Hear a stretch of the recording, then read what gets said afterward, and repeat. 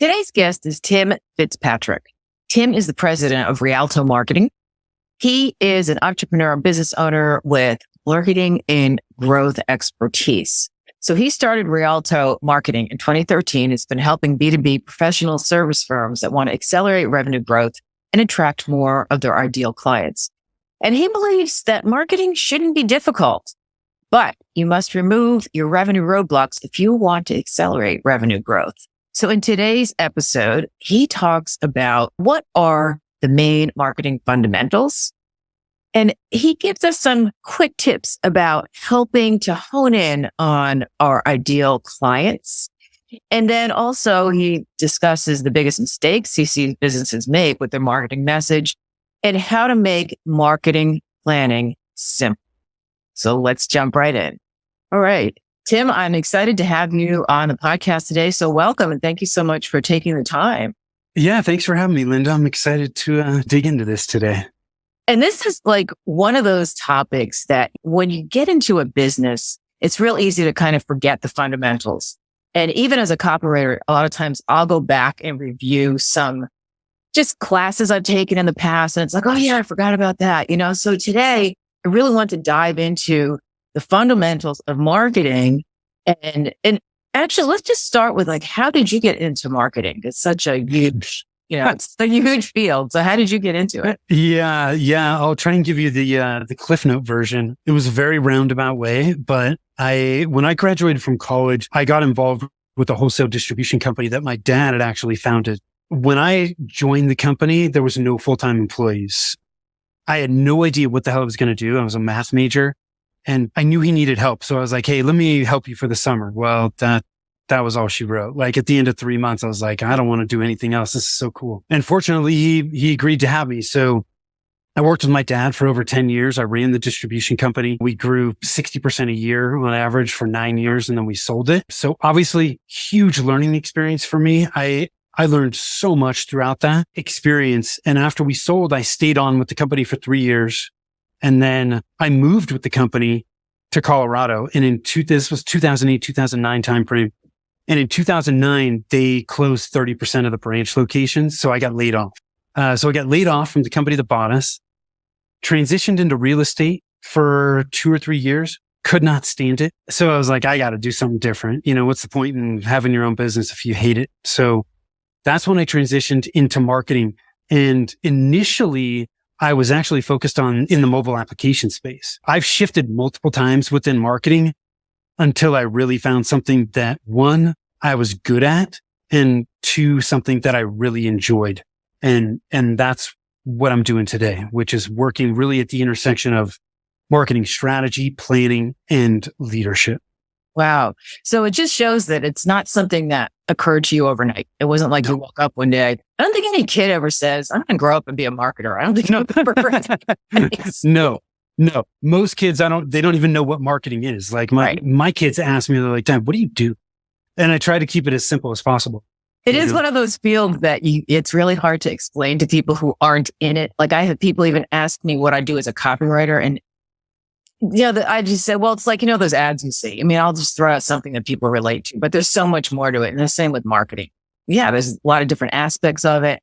And I noticed that on your website, there's a lot of talk about overwhelm. And it sounds like, is that like a common theme with marketers, just to be overwhelmed with?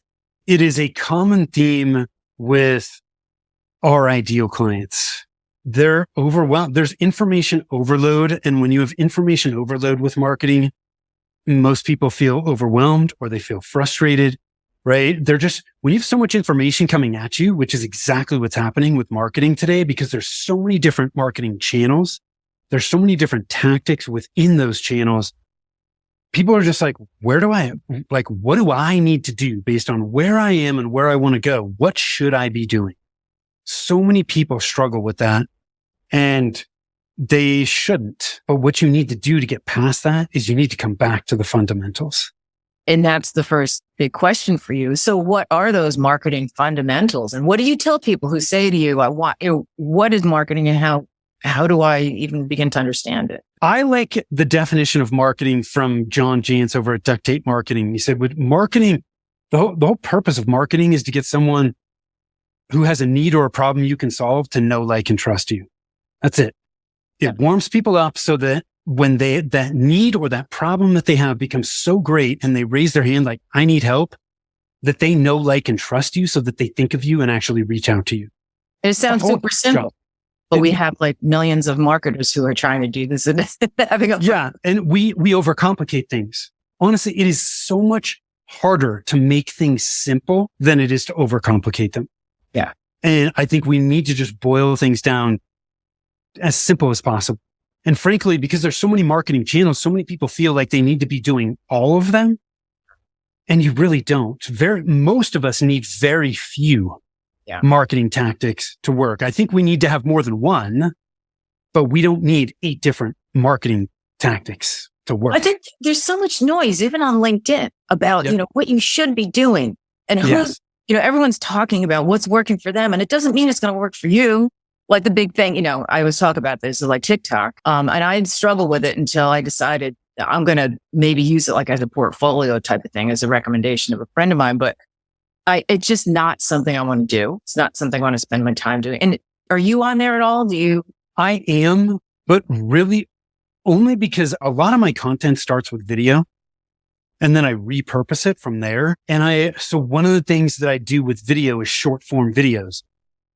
I shoot those videos and then we put them on any of the platforms where short form makes sense. TikTok, Reels, YouTube Shorts. So I'm not creating it just for one particular medium. I'm creating it for, multiple mediums that use short form.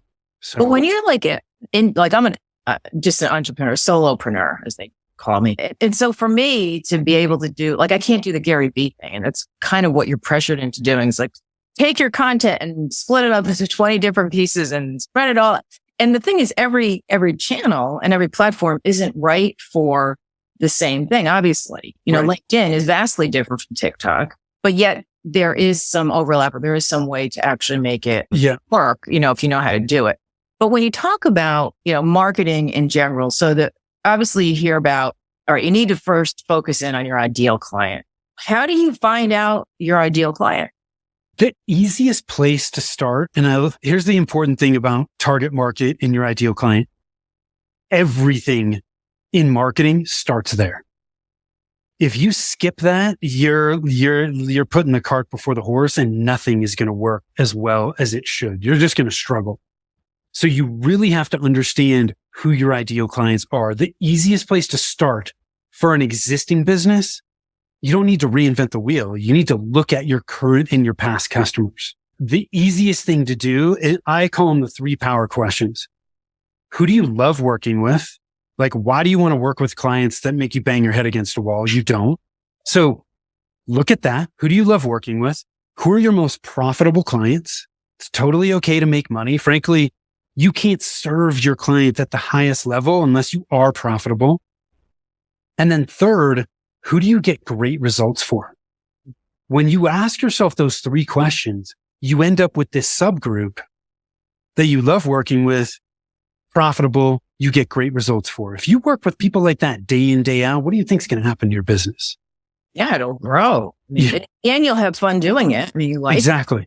Yeah. So that's the easiest place to start for an existing business. And then from there, once you have that subgroup, then you can start digging deeper. What are the demographics of the people in that group? Most people default to the demographics. The demographics are the numbers, right?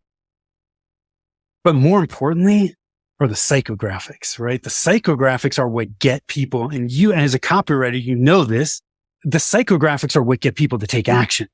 And it allows you to really enter the conversation that they're having in their head with your messaging.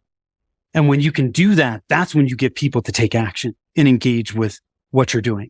Right. So when you look at the demographics and the psychographics in that group, what inevitably ends up happening is there are some subgroups from there that come to the surface that share common traits, common demographics, common psychographics.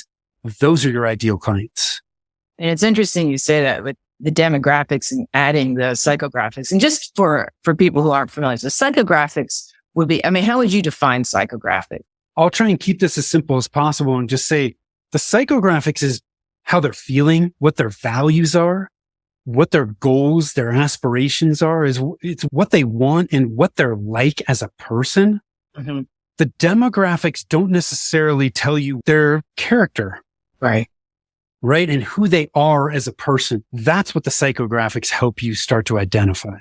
Because did you ever see that it was a pretty viral meme of King Charles and Ozzy Osbourne? And it said, the demographics are exactly the same for these two people. And then you look at the difference. I actually posted on LinkedIn. I've seen it in other places. If you just look at demographics, they both fit that. But yes, it's get into the psychographics that you're going to see. Here's a guy that, bites the head off of bats, and here's his rule. Right. Yeah. I mean, you could look at a group of people that make $200,000 a year, that graduated from a 4-year university, that are CEOs running a company. That doesn't really tell you what they're like. Oftentimes, that's where a lot of people go wrong, right? When they first get started in business, they're like, okay, you have money, you're willing to pay me, you have a heartbeat and you're breathing. Cool. Let's work together. And when we do that, which I think most of us have made that mistake, inevitably there are clients that we work with and we get done and we're like, never again. That wasn't good for me. It wasn't good for them. The psychographics are tools that you can use in the marketing and in the sales process. When you're having an initial sales conversation with somebody, those psychographics are kind of a barometer that you can use to go, are we going to be a good fit or are we not? It's interesting. Years ago, I used to work as a personal trainer. And so I would go into people's homes, and a lot of my clients were very wealthy. A lot of them were very high up, CEOs of companies like IBM. I didn't work with the CEO of IBM, but somebody pretty close to him. And to get to know, you get to someone's house, they're in shorts and t-shirt. They could be anybody. And so, this particular person I worked with, he played the guitar. He had a great sense of humor. He always had a joke for me. And I would work out with his wife too. And she would tell me these stories about how people were afraid of him. And I said, but I mean, he seems like a great guy. She goes, because you know him here. She's when he's at work, he's a whole different person. To think about like the psychographics of somebody like him, he loved music. No one probably knew that. Mm-hmm. He had a great sense of humor. I mean, he ran marathons. But if you just took the demographics of his profile, you wouldn't see any of that. Yeah. And I think the key is that, what I thought of is the only way to get to really know the psychographics of your clients is to speak to them. And even a written survey is not even good. I always push my clients, I need to talk to your customers. And a lot of people don't want to. They're like, well, to find the time to get on the phone or a Zoom call is a huge thing. People are busy, but there's really no shortcut to that. Because even if you send out a form, and fill this out, they have time to think. They have time to filter out their thoughts. Yeah. Where I want the real, what you're really feeling. Well, and you know what ends up happening? And Linda, this is honestly, if people only do one thing from this episode, I would say interview your ideal clients. Yeah. The information you glean from that will be absolutely invaluable. And what you don't get from a survey, which is you can't dig deeper. Because so many people are like, well, why do you work with us? Well, you have great customer service. Who cares? Everybody has great customer service. That's table stakes. You need to be able to go, oh, well, that's great. Can you give me an example of some times when we've given great customer service, right? You need to peel the layers of the onion back to really get to the middle and the heart of the matter. And you need to pay attention to their words, their language, how they're saying it, because our message, and this as well as anybody as a copywriter, our language needs to be in theirs, not our own. Right. When it's in theirs, that's when it's going to resonate with them. Yeah. Because if you talk to, like I said, I was in the fitness world for a long time, and I used to write for a lot of fitness publications. I wrote content. And if you said to, there's men who are really into bodybuilding use terms like getting ripped and shredded. Yeah. And, you have to understand what that is. If you use the words that you use for, there was a woman's magazine I wrote for, and the editor literally told me we never use the word muscle, which to me is crazy because I've been lifting heavy for a long time. But she said, we just stay away from that because the women don't like it. So you have to know what words to use. So the women's publications, it was about tone and it was about, lengthening the muscle. I mean, all these things, some of which were bogus, but I would refuse to write some things like you can't lengthen a muscle. You're limited by the joints. You can't move the bones. But anyway, but to talk to, a men's magazine, I remember once I actually was working over this one publication. They were really hardcore bodybuilding and it was kind of on the fringes of extreme, like really extreme. And it's the only time I ever had experts who did not want to be quoted in this magazine because they said it was so out there. And it was just funny because it was just very extreme. But you have to know what words they use and to use them in your copy, especially. You mentioned some of the big mistakes. So one of the mistakes clearly would be to not take into account the psychographics when you're creating a marketing message. What are some other things that, especially B2B? Yeah, with marketing message, two of the biggest mistakes I see people making is one, they make it hard for people to understand what they do, and that's the first one. And when we confuse people, they don't do anything, right? The confused mind doesn't move forward, right? Confused people do not buy. And frankly, if they land on the top of your website and they can't understand really quickly, we're impatient. We're so used to having answers at our fingertips in seconds. We're not going to take the time. We're going back to search results, going to the next website. So we've got to make it really clear and simple. The second big mistake people make with their marketing is they talk too much about themselves.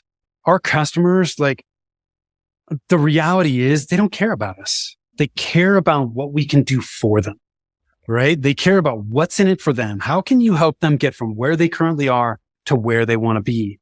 And so very little of your marketing message should be talking about yourself, right? You do need to position yourself as an expert and someone that they can trust. But outside of that, it really needs to focus on the problems that they have and don't want and the results they want and don't have. Right.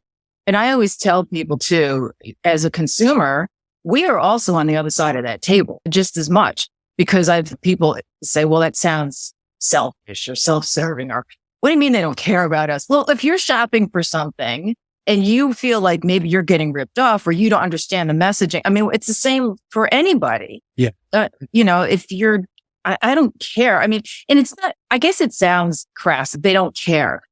They don't know you. So why should they? I mean, right. And that's why something like LinkedIn or the social media helps because you do get to know people, like you and I are talking. Now we know each other a little bit.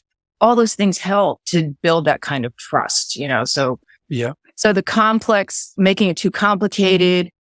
So how can you make it more simple? Like you said, to simplify, but more so with the marketing planning. So with the messaging, keeping messaging simple goes back to what we touched on earlier with ideal client interviews. When you talk to them, they'll say it, right? They'll tell you what you need to know. So for example, I worked with a residential siding contractor several years ago. And, in contracting, it is notorious. They all say the same thing. The number one roofer or number one siding contractor in Denver. Really? Where did that come from? And why do I even care? I was reading through their reviews. So I went to their online reviews. I wanted to see what their customers were saying. And one of the women in there said something to the effect of, they treated my house like it was their own. That became their core message. Yeah. Right? Because being a high quality siding contractor, selling the best siding, again, that's table stakes. It is an expectation. But when they land on your website and you don't say, oh, we're the number one contractor in Denver, and you just say, hey, we're going to treat your home like it's our own.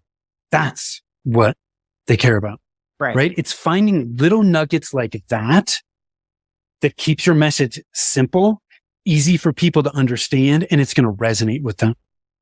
So if you're struggling or if you're just starting out, you don't have customers, you can always look at your competitors' reviews. Right.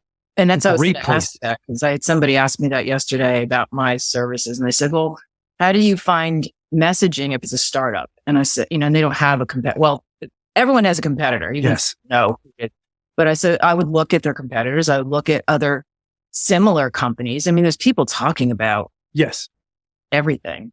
There's competitors. They all have reviews. There's forums. There's social media groups for dang near any industry or vertical or niche. We're honestly doing this work is so much easier. It's not simple. It's simple, but it's not easy, right? It takes time to do it. But the information is at our fingertips with Google. So it's all there, whether you're an existing business or not. From a marketing planning standpoint, right? Keeping planning simple to me is all about looking at shorter time frames. Okay. When we put marketing plans together for clients, they're in 90-day sprints. Like why so many people put together a year-long marketing plan and no year-long marketing plan gets to the end of the year and it's the same as it was at the beginning. So why make it complex? Why take the time to create a year-long marketing plan? When the pandemic started, most people's marketing plan went up on a shelf or they burned it. So 90 days, it keeps things simple, but it's long enough to start seeing traction. It's short enough to make course corrections so you can wash, rinse, repeat. When I look at a 90-day marketing plan in these 90-day sprints, there's 6 elements to this plan. Okay. This is a really tactical plan. First, target market and who your ideal clients are within that market. So at the very least, a paragraph on each of your 1 to 3 ideal clients. And I don't believe you should have more than 3.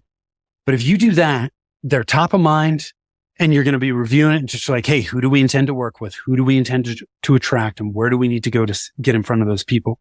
The second is your marketing goal, right? What's our goal for the next 90 days? It's specific. It's measurable. It's time bound. I intend to bring on 5 new clients in the next 90 days. I think it's important to have an idea of where you're headed, but I also think a goal like this, it's an outcome-based goal. There are a lot of things beyond your control that may get in the way of you hitting that goal. So I like to tell people you need to know where you're headed, but I think it's really important to focus more on the actions you can take to help you get there than to be so tied to that goal that if you don't hit it, you get demoralized and go off the rails because that's not productive, right? The third step is what's your budget and your resources. This tells you what you have to work with. Because if you have $50,000 a month and a team of people versus $500 a month and it's just you can take on a whole lot more with the first, right? It's not right or wrong either way, but you need to know what you have to work with so you don't bite off too much or that you don't take on too little, because either one of those scenarios is not a good place to be. The fourth step is what's your current plan? What are you currently doing? And Linda, I know a lot of people may not have a plan. That's okay. What we want to do here is just get a baseline. You have to get a baseline of where you're starting from before you can figure out what you need to do to get where you want to go. It's like your GPS. Your GPS can't tell you how to get to the airport until you tell where you're starting from. Right. Same concept here. What are you doing from a marketing perspective already that you continue to do? What have you put in place? Let's look at that so we get a baseline. Then in the fifth step, you can outline your priorities for the next 90 days. What am I going to focus on? When you know what your priorities are, you have clarity. That reduces stress. It reduces overwhelm. And you can focus on exactly what you need to do. At this step, most people go, well, gosh, what should I focus on? Here's 3 really quick things. 1, if you don't have target market messaging nailed down, you got to start there. Like, you have to. Second, your website. Your website has to have good messaging. It has to have a clear path, strong calls to action. Everything you do from a marketing standpoint drives people back to your website. If that is not where it needs to be, your marketing is going to suffer. The third piece of low-hanging fruit is what's already working. So many people want to look at new tactics, new channels, but they haven't fully optimized what's already working. It's more exciting to do that. Exactly, right? It's cool. It's sexy. Oh, we're going to create a podcast. Look, or, we're going to jump on YouTube or we're going to do TikTok. But you know what? If referrals are your largest lead gen source, you need to start there, because most people I talk to have not optimized what's already working. They have gaps, or they could do more of some of the steps in there that are already working. And if you can do that, that's low-hanging fruit where you're going to get much faster results. So those are the 3 places to start with your first plan. Then the last step is the metrics. The metrics help you determine whether the actions you're taking are actually working. There's a lot of people who are investing in marketing and they're like, gosh, I don't even know if it's working. Well, they don't know that because they haven't identified the right metrics to track. With metrics and marketing, there's so many vanity metrics that don't mean anything. If you're not tracking any metrics, 3 easiest places to start are leads. How many leads am I generating each month? Where are they coming from? What's the lead source? When you know the lead source, you can start to identify which actions, which tactics you're using are actually working. And then the third is how many of those leads are converting to customers each month. Then I know my conversion rate. How many leads do I need to bring in to get a customer? Those are the 3 easiest places to start. But that's a simple 6-step marketing plan. Linda, this is like a page or 2 at most. That's great. I mean, because as soon as you started talking about this plan, I felt like this would help so much with overwhelm. Because I say that when you are overwhelmed, it's because you don't know which direction to go in, that you need to break it down. And that's why I actually have like a Post-it note on my computer when I feel like that. And the notes from that book, The One Thing, so that's the one thing I can do right now to move my business forward. So then I will stop and I'll say, okay, I don't need to answer emails. I don't need to do this, but this I need to finish with my client. And then it will help me. It doesn't always work. I mean, sometimes I ignore the sign, but, but I know that if I just did that, it would help so much. And, but yeah, just having like a marketing plan, if you don't measure your results, and this is the thing. So as a conversion copywriter, and other copywriters do this as well, I want to know what difference my copy is making. So if I'm writing emails for you and you've had an open rate of 24%, I want to know where, because that's kind of average. Can we bump it up to 34? And then, because otherwise I don't know if my copy is even working, but then it's also a chance to fix it or to change it, try something new. It's all about testing. You know how that is with marketing. It's, Yes, that's a really key point. You are never done testing. Never. Marketing is all about testing and identifying as quickly as you can what's working and what's not so that you can make those course corrections. But this is not set it and forget it, right? That is not marketing. You're always testing. And it's the same with value propositions. If I come up with one, for a client, a lot of times I'm hired, like you mentioned that about like coming up with that, like that quote from that woman that said, they treated my house like their own. I wanted to also add to that is that also added emotion to it. I mean, who doesn't relate to their home? Because it would have been a little different if she said they treated it like it was their house. House and home have a different feel. Yes, they do. Home is like warm and cozy and safe. And house is like, okay, it's a building. We live here. But to have that sort of wording, and that's also how one word can turn around an entire message, just really drive it home. And you don't realize it. It's a subtle thing. Well, this has been so great. Is there anything else that you think people need to know about marketing before we sign off? Oh, geez. And there's not too much, right? Yeah, we could continue to have this conversation on and on and on. I think the one thing that I would try to leave people with, or thought that I would try to leave people with, is that marketing, it shouldn't be difficult. It is for a lot of us, but it doesn't need to be that way. We need to not overcomplicate things and keep them as simple as possible. And the best way to do that is to come back to the fundamentals, because the fundamentals lay the foundation. Yeah. The fundamentals in any discipline are immutable. They do not change. The fundamentals of hitting a fastball are the same today as they were 50 years ago. The same goes for marketing. The fundamentals of marketing do not change. They have not changed and they will not change. But so many of us skip them because we want to get tactical, right? Look, the marketing fundamentals are not cool and sexy.